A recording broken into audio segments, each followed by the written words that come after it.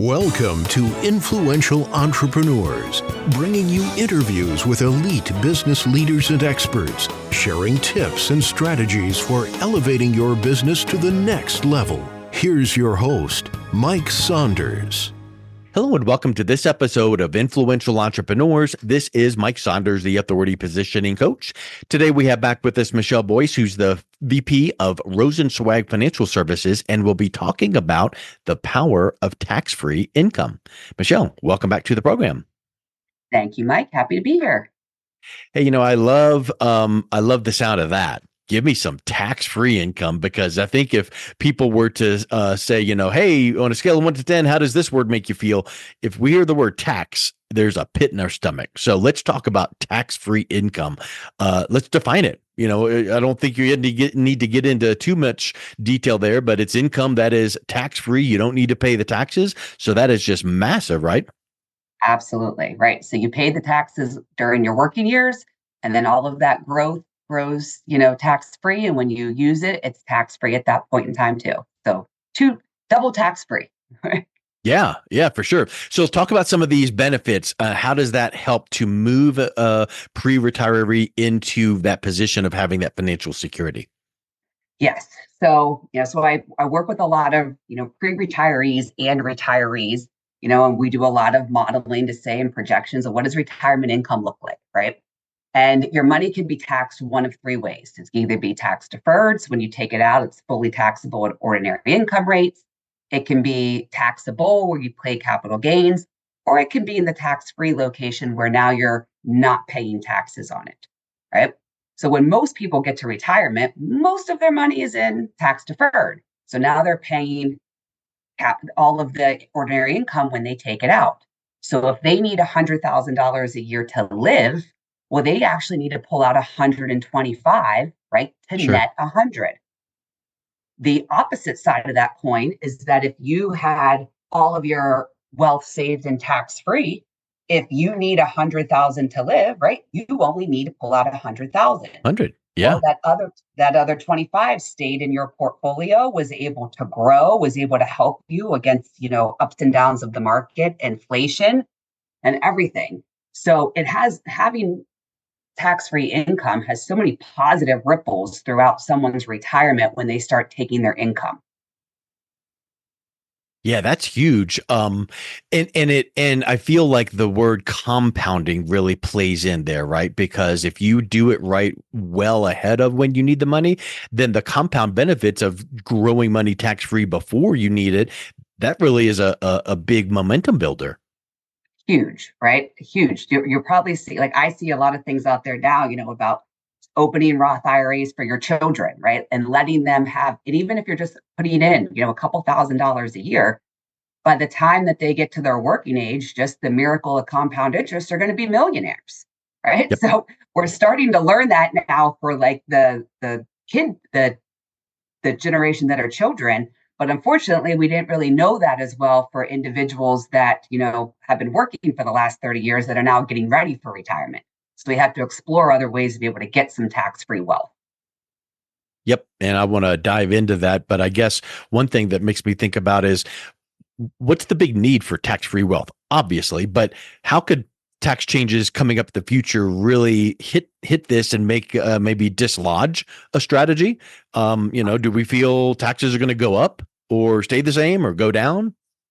Right. So, I don't have a crystal ball, right? But what I do have is I do have some facts, right? And the reality is, when you look at the tax code and you look through history, we've been in some of the lowest tax rates in history for the last, 8 to 10 years. With everything happening in our federal government, with the debt and this and that, where the likelihood of taxes going down is pretty slim. So they're probably going to go up. But even if they stay the same, right? Because you're growing that money, you're going to, that miracle of compound interest, right? Those accounts are going to grow and then put you in a higher level because you're going to have to pull that income out. So if you're a believer that tax rates are going to increase, or even if you're going to stay the same in the same tax rate, but you're going to need to take more money because of inflation, having tax-free income just gives you more flexibility. Because if tax rates increase just a few points, That's a few more dollars you need to pull out of your retirement account to get to net what you need. Yeah.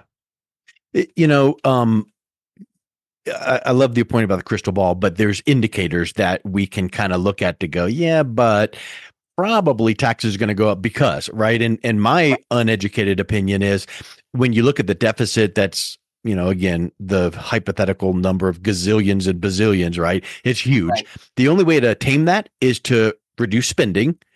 And I think everyone would vote probably not too likely that's going to happen in the government, Right. or raise taxes. So Exactly. do we feel taxes will go up in the next 5 to 10 years? Probably. If there's 2 boxes, yes or no, the yes box is going to get checked. And we don't know how much, and we don't know what tax bracket will be in retirement years, 10, 20, 30 years down the road.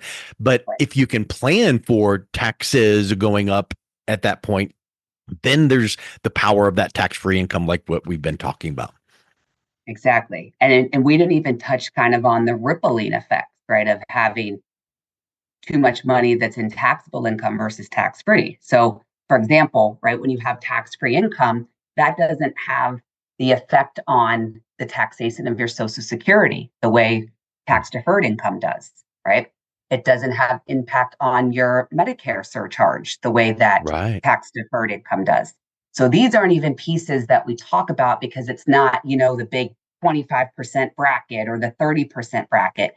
But there's all these small rippling effects that are out there, and they're real, right? Because people feel them through retirement that we can't necessarily even put a number on today because we just aren't sure.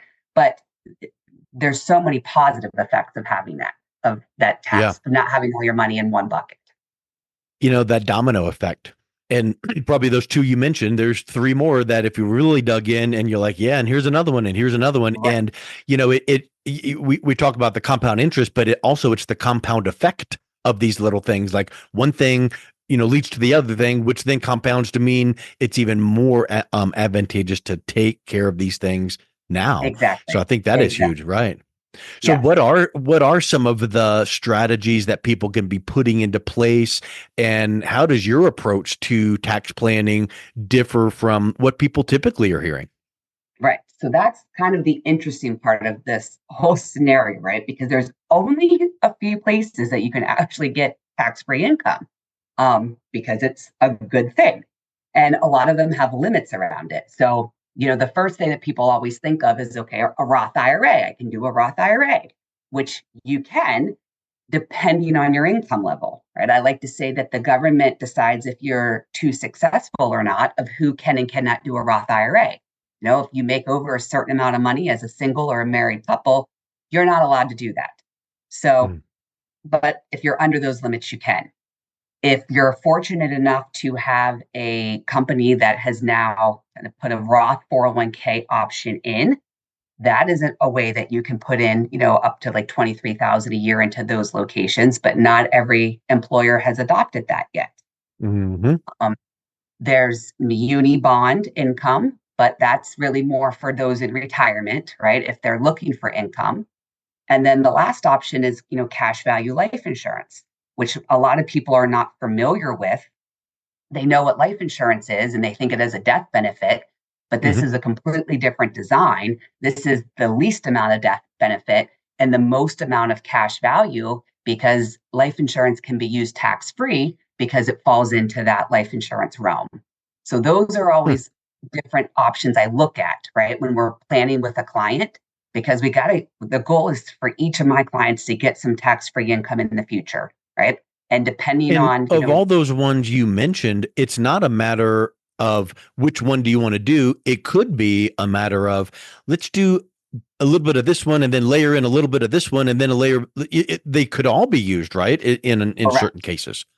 Right. One of our goals is to try to get you to the max tax-free income that we can get to, right? Because the more tax-free income you have, the less taxes you will pay in retirement, the less that eroding factor has an impact on your retirement plan.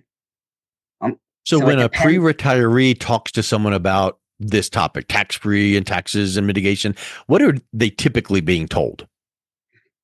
They're typically being told, I feel like they look at things on a 1 year at a time basis and not looking at things at a whole, right? It's a very micro approach and be like, oh, well, you should do this because you can save X amount of taxes this year, right? So maybe they save 5,000 in taxes this year, but over the course of their life, it costs them, 300,000 in tax. But they don't tell them both sides of the coin, right? So how is someone supposed to make an educated decision? Because I think 100% of the time people would say, well, wait a minute, I'm going to save 5 today, but it's going to cost me 300 down the road. They're never going to do that, right? That's a bad deal. If you were on Deal or No Deal, that's a bad deal. So Not going to take it. Yeah. Right. Then how far do you look? If they're being told 1 year down the road, what is your perspective? Right. So we look throughout their entire retirement and also to the next generation, right? Because likely there's going to be money left over, right? Yeah. Even though I've met people that said, I'm going to spend every dollar and die the next day, the likelihood of that happening isn't very high. Yeah. So if nobody is that good at predicting. Exactly. Right. I will retire at this age. I will die at that age. And here's the money I need. Check. Right. They say people make plans, and then the higher powers laugh. Like that's not how it works. Right? Yeah. So when we look at someone, we say, all right, let's look year by year, right, of what this impact is going to have, not just this year, but next year, and then 5 years and 10 years. And then also the impact it has at your death and then to your legacy for their lifetime, because that's how an analysis has to be looked at. We can't look at it short term, where this money is it's a finite amount, right? And it's not like if you make a bad money decision, someone has a money tree in their backyard where they say, hey, you know what? I'm just going to go pull out another $100 bill because I made a mistake there. That's not how it works. So we want to make sure that we're looking at things at a whole so that we can evaluate every decision to put you in the best place during your life, but also then put you and your heirs in the best place if that's something that's important to you. Yes, of course. So it kind of makes me think this when I'm hearing new things like, ooh, tax-free and cash value life insurance. Oh, this strategy, that strategy. What are some of the misconceptions that you're finding your clients having when they first come to you about these tax-free retirement strategies? What are some of the things that they're coming to you with? Right. So I'll talk about two different ones, right? I'll talk about kind of Roth conversion and then cash value life insurance. So oftentimes with Roth conversions, people are afraid to do Roth conversions because I don't want to pay the tax today. I'm going to pay so much in tax today. Okay, yes, you're going to pay tax today, but you're going to pay less tax than you are over the course of your life, right? Because they haven't sat down and looked at this, like I just mentioned, over a 20-year span. They're only looking at it as a single approach, right? And that's comparing apples and oranges. So if you can pay $400,000 in tax today on a Roth conversion because you converted your whole IRA, but that saves you $1 million in tax over your life, maybe that makes sense to do. Yeah. So that's one misconception. And the reality is that a consumer doesn't have the software and the capabilities really to be able to go and run all those numbers to know if that's an accurate decision. Like myself can. The second part is a lot of misconception around, using cash value life insurance is that they're thinking of it, well, it's more expensive, right? Because there's an insurance wrapper around it. And the reality is there is a insurance wrapper around it, right? So there is going to be that intrinsic cost inside of it. But that insurance wrapper is what allows it to be tax-free. And it's the only tax-free bucket that doesn't have any rules associated with it from the government, right? Of like 59.5, or you have to keep the money in there 5 years without a 10% penalty, or how much you can put in, right? Or RMDs. Exactly, right. It's a private transaction between you and the insurance carrier. And if it's designed properly, which is like a big asterisk, right? It has to be designed properly to achieve the income goals that you want to. It's very, very powerful.